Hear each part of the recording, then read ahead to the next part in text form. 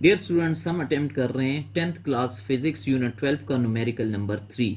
इसमें हमने speed of light in zircon calculate करनी है। So first of all given data collect कर लेते हैं। गिवन डेटा में एक तो हमें स्पीड ऑफ लाइट का पता है बाय डिफ़ॉल्ट, वो हम पहले लिख लेते हैं। स्पीड ऑफ लाइट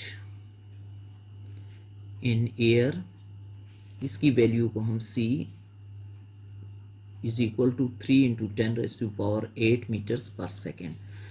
अब जो वैल्यू यहाँ पे गिवन है वो है रिफ्रैक्टिव इंडेक्स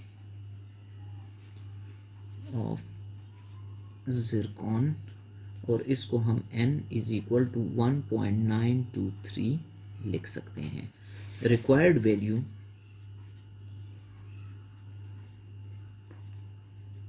तो रिक्वायर्ड वैल्यू में हम speed of light calculate the speed of light, तो ये हम फाइंड आउट करेंगे।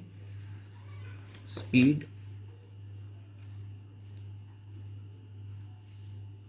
इन zircon, so v is equal to question mark. Solution की तरफ बढ़ते हैं। तो डियर स्टूडेंट, आपको जैसे फार्मूला पता है n is equal to c by v।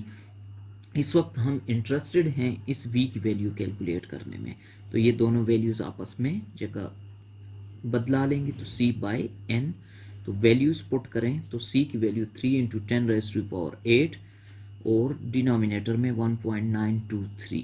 इसको सिंप्लीफाई कर लेते हैं तो हमारे पास 1.56 इंटू 10⁸ मीटर्स पर सेकेंड। तो ये थी स्पीड ऑफ लाइट की वैल्यू ज़िरकॉन के लिए।